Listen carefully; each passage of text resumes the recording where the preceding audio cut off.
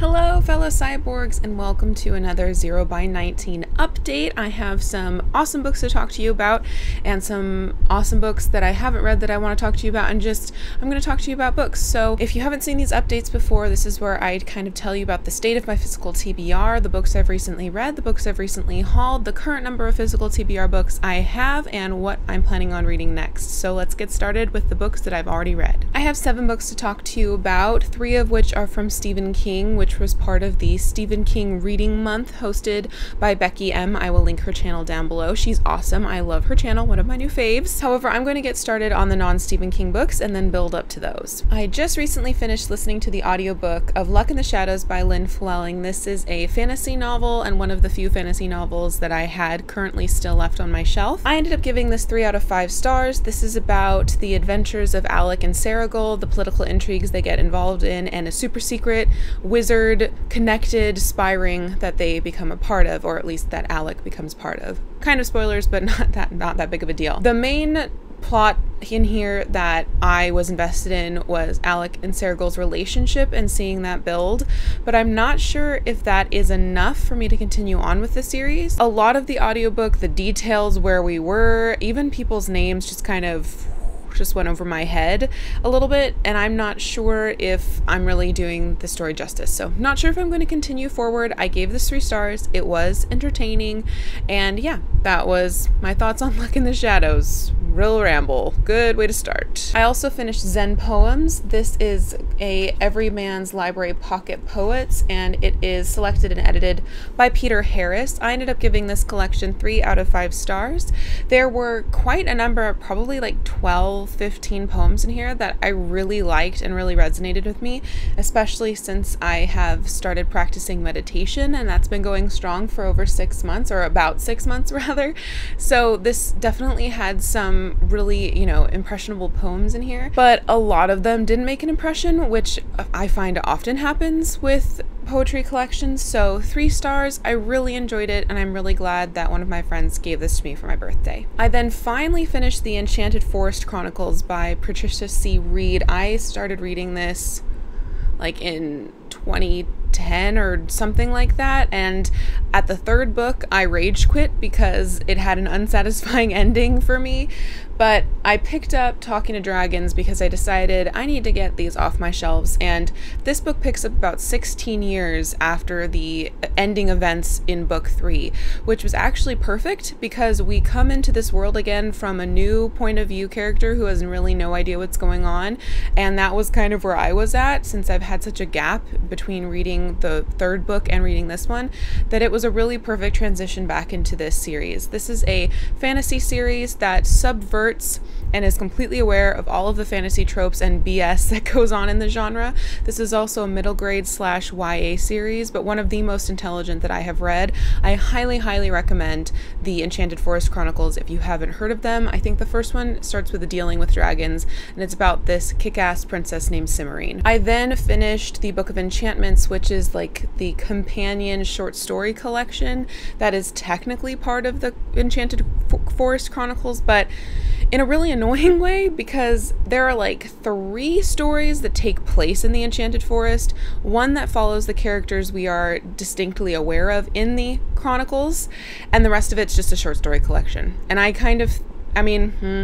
guess the publishers will do this constantly. It was the same thing with Across the Wall from Garth Nix, where there was one abhorrent story in the whole collection, but otherwise it was just a short story collection. I guess we just have to come to terms with it.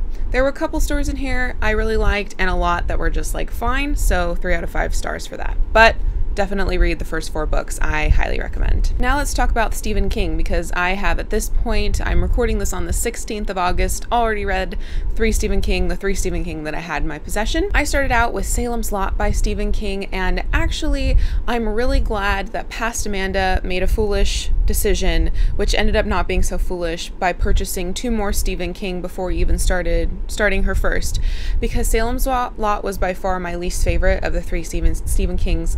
Of the 3 Stephen Kings that I have now read. Well, I've read 4. I read The Gunslinger years ago.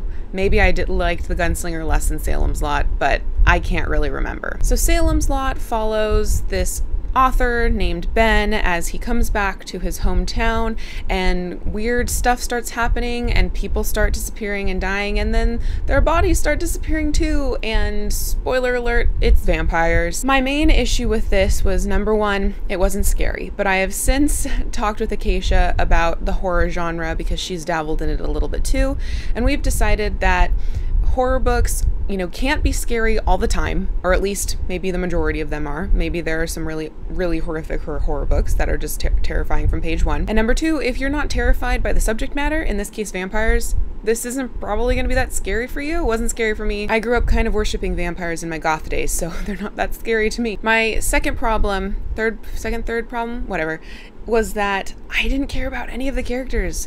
Did not care. People died who you were supposed to be sorry for. Did not care. So this just didn't resonate with me.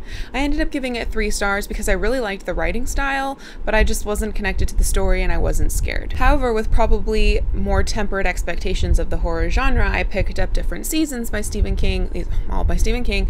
This is 4 novellas that were collected into this collection, including Rita Hayworth and Shawshank Redemption, Apt Pupil, The Body, and The Breathing Method. I really enjoyed all but Apt Pupil, because I think Apt Pupil, which was the longest novella in here, it was 200 pages, was too long, and it went to gratuitous places that I was just not here for. But Rita Hayworth and The Shawshank Redemption was wonderful, just like the movie. I really enjoyed The Body as well. It really makes me want to see Stand By Me, which I haven't seen, and that movie is based off of this novella. And The Breathing Method was also a surprise, really weird, but I actually really liked it. There's also an afterword in here written by Stephen King talking about when these novellas were written and his coming to terms with being pegged as a horror writer and how that's totally fine with him.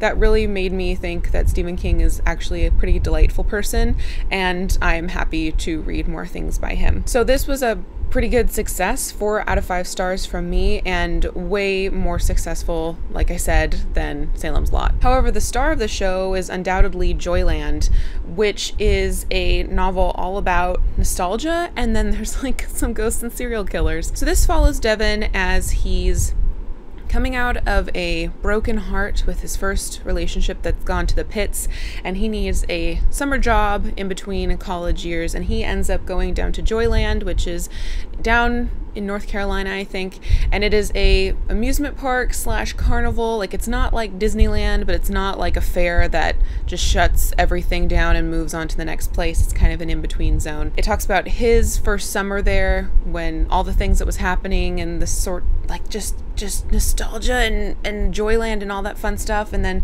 people that enter his life. There's also a ghost that supposedly haunts Joyland, a young woman who was murdered on one of the rides, and we kind of get into her story and the serial killer that she might be one of his victims, one of his series of victims. I cared about like every character in here, even the serial killer, and I cried so hard in this. There's also in here a child who is psychic, and I loved that character and really wanted to start reading The Shining immediately after picking up Joyland. The whole experience of reading Joyland very much reminded me of the experience of reading The Night Circus by Erin Morgenstern, where I don't really like circuses.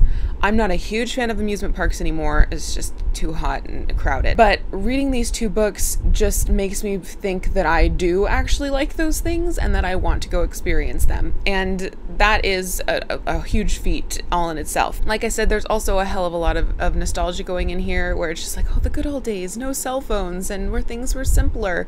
So yeah, this was awesome. I almost gave it 5 stars, but I ended up giving it 4. But this was really good, and like 3 steps above Different Seasons, which was also really good. So I'm so glad that I read this, because it makes me really excited to read more Stephen King. I think part of the thing too is that this is relatively short, and I think I don't really have patience for Stephen King's loquaciousness as much as others.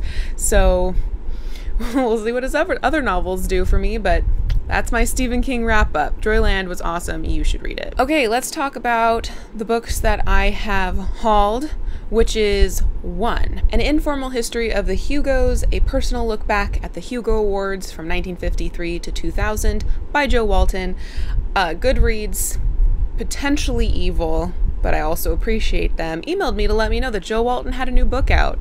And when I saw what it was, a collection of her Tor.com blog entries talking about books, which is pretty much what her collection, What Makes This Book So Great was, and I loved that book a lot. If you haven't checked out What Makes This Book So Great and you enjoyed Among Others, you need to, because What Makes This Book So Great is like a nonfiction companion to Among Others. You just need to go and do that thing. So when I saw she had another book out akin to What Makes This Book So Great, I immediately went to spend my Barnes & Noble birthday money. So as it says on the tin, it's a personal look back at the Hugos. She goes through each year's winner nominations, talks about the book she's read, talks about the book she hasn't read, talks about the other nominated categories and the winners, and then also includes comments that were made on the blog, because apparently a couple really big names in science fiction started commenting on her blog posts pretty frequently, including Rich Horton and Gardner Dezoy. I've heard of Dezoy, but not Horton, so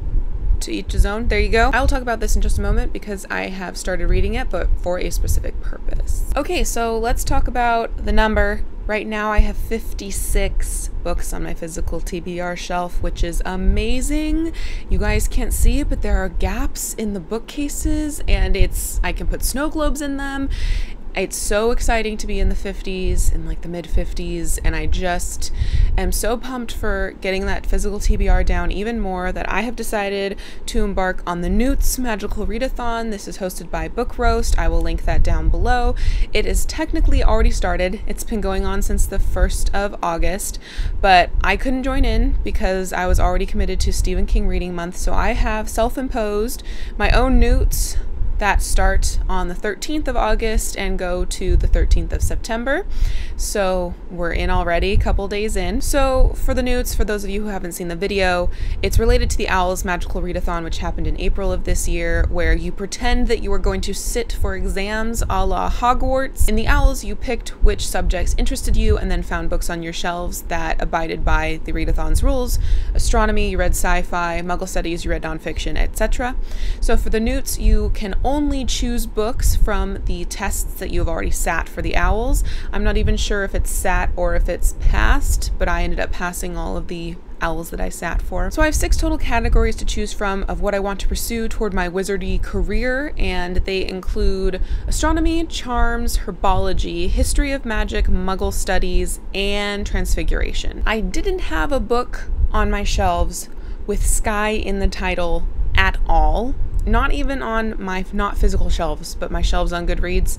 So that means I can only at most get an acceptable in astronomy, but I have decided to pursue astronomy with Triton by Samuel R. Delany, which is a sci-fi novel and fulfills the acceptable challenge of having stars on the cover. There are some teeny tiny little speckle stars right there. It counts, and I've already started this. I'm about 50 pages in, and I hope to keep reading soon. I also have decided not to abandon charms. However, I again only have one choice, and this is a book that has magic in it, and I have picked Emily of New Moon by L.M. Montgomery of Anne of Green Gables fame. This doesn't technically have like hardcore magic in it, but Emily is a super imaginative young woman who believes there's a wind woman and that fairies are real and that she can talk to these entities. So she's very imaginative, and to her this is real, and to me it feels like magic. So I am counting this. It may be cheating, I don't care. I'm reading it anyway. I'm also already reading it. I'm about 100 pages in, super enjoying it. It is adorable, and there has also been a conversation in a graveyard, which I'm just like, there for morbidity. So there you go. Charms. I'm going to approach an acceptable grade, hopefully. Then the way that my physical TBR worked out, I had a lot of books that would fit for history of magic, even though I don't really think I would be pursuing that in real life. But maybe a history of magic's, no, it's not less boring than. Anyway, so an informal history of the Hugos fits in with the acceptable level of this challenge of a book that would fit in the Hogwarts library. I think this is very vintagey looking. It's brown and large. so it would fit in. I also feel like Hogwarts Library would have a lot of really like specific histories of random things that people didn't think there needed to be a book written about, but there you go. I am about 200 pages into this so far, getting a poop ton of science fiction and some fantasy book recommendations. You can check my Goodreads feed for all of the things that I want to read now. But I am finding that I'm skimming a lot. Like the lists of short stories and the lists of nominations I don't care about. And I'm also finding that a lot of the comments by Rich Horton and Gardner Dozois are just more lists of more things. And for me, unless you're gonna sell me a story, just telling me that it's amazing isn't gonna sell me a story to read. And the other thing is, like with the short stories, they were originally published in like Analog or Galaxy or whatever. Where can I find them now? It just does not, it's whatever. So yeah, I'm pretty much just reading, like religiously reading the bits that Joe Walton wrote and then skimming everything else, which I think is a shame for like a 550 page book that I paid full price for if I didn't have a gift card. So this is so far not measuring up to what makes this book so great, but I'm still going to read it and probably get a lot of really good book recommendations and read a lot of great book reviews. To obtain an Exceeds in History of Magic, I have to read a book that was published at least 5 years ago.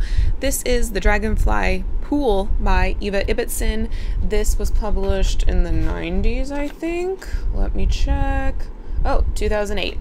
Still good. So this is the only Eva Ibbotson I have left to read on my shelves, and I thought that this would be pretty easy to get through, but I just need the motivation.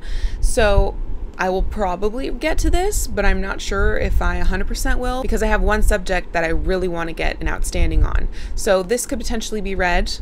We'll see. For an outstanding in History of Magic, you have to read a book that is more than 400 pages long, because apparently history books are long, which, yeah, probably. So I found that Downflow Station by C.J. Cherryh is 420 pages long. This is one of my new acquisitions and one I really want to read before the end of the year. It is sci-fi, which bothers me that it fulfills History of Magic and it's not historical, but whatever.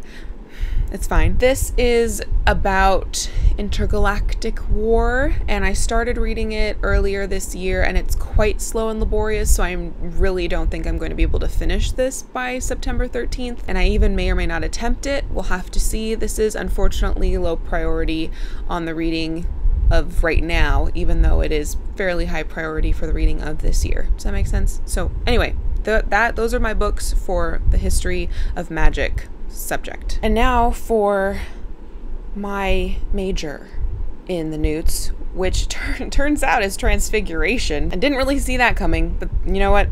Sometimes the paths just drop in front of you. For the acceptable option of this exam, it's read a book with a gray cover. I don't know why. Does McGonagall only wear gray? I can't remember. Tell me in the comments section. And I had 2 Persephones on my shelves to pick from, which are like perfect. One of them is like this. This one is like this. So I picked this one. This is A House in the Country by Jocelyn Playfair. This is a book all about a woman's experiences during World War II, running a large mansion that she has people let rooms from and all of the things that come in. I am about 66 pages into this so far, and I am really enjoying this. I was expecting this to be kind of meh, because about half of the Persephones that I have read have been fine, but not really worth all of the money that they cost to buy them. I didn't have high expectations for this, but it actually is beautifully written, and the characters are vivid and lifelike, and it is really bringing to life aspects of the war and living through the war as a civilian that I had never considered, never even heard about before. So I am really, really enjoying this so far, and super glad that the NEWTs have kind of forced this into my lap. Hope to finish this weekend. For Exceeds and Transfiguration is to read a new author, an author who is new to you, and I picked one of the smallest books on my shelf for this, which is Edward Albee's 3 Tall Women. This is a play about 3 tall women. Maybe timey-wimey. I'm not 100%. I think it's like, how much is it? How many pages? It's like 50 pages. But it's still something I need to read that I haven't been motivated to read, so hopefully I will be able to get to this So we'll hopefully you'll see me talk about it in a few weeks. And the final prompt to get an outstanding in Transfiguration is to read a book that takes place in a kingdom or has royalty in it. And I chose The Snow Queen by Joan D. Vinge. The library copy I have has completely, and then also whatever. It has a really pretty cover though, and it is the Snow Queen. So I assume there's royalty in here, but if not, there is a heck of a lot of royalty on the cover. This is another of the sci-fi books I've had on my shelves for ages. I think I bought it because of the cover, so I don't really know what to expect, but I need to read it. It's kind of chunky, so I'm prioritizing Transfiguration, Astronomy, and Charms, and if I can get to more than acceptable on the history of magic, I will be happy, but if not, that's okay. So the final book I want to talk about that I will be currently reading very, very soon, this will be a buddy read with Acacia Ives. I have talked about this before, but I'm going to mention it again. It is the complete autobiographies of Maya Angelou, and I thought I would show you the pretty naked hardcover and the bright pink end papers. They are pink. They look red there, but it's fine. So these, as it says on the tin, are the collected autobiographies of Maya Angelou. We recently read I Know Why the Caged Bird Sings by Angelou, and so we have the second one to read, which is Gathered Together in My Name. We are going to start slowly going through this starting on Sunday, so I will be reading this in between all of my other NEWTs and stuff. So just wanted to mention good old Maya Angelou. So that's it. Those are the books that I have recently read, one book that I have hauled, and all the things that I plan to read in the next month or so. I would love to hear if you are attempting the NEWTs, or if you are going to attempt them later, or if they were just kind of too overwhelming to figure out, because yeah, it was like I could have changed things all over the place, and I didn't really like how the prompts meant that you didn't have to like stick with the feeling of the genre. Do you know what I mean? Like I'm planning on reading a sci-fi book for history of magic. I would rather just like read 3 historical novels or novels with history stuff in them, and then you get the NEWT. But whatever. It is one of the most creative readathons that I have ever seen, and I appreciate all of the efforts that Book Roast has put into it. Please let me know in the comments down below if you have read anything that has pleasantly surprised you lately, and until next time, continue to be lovely.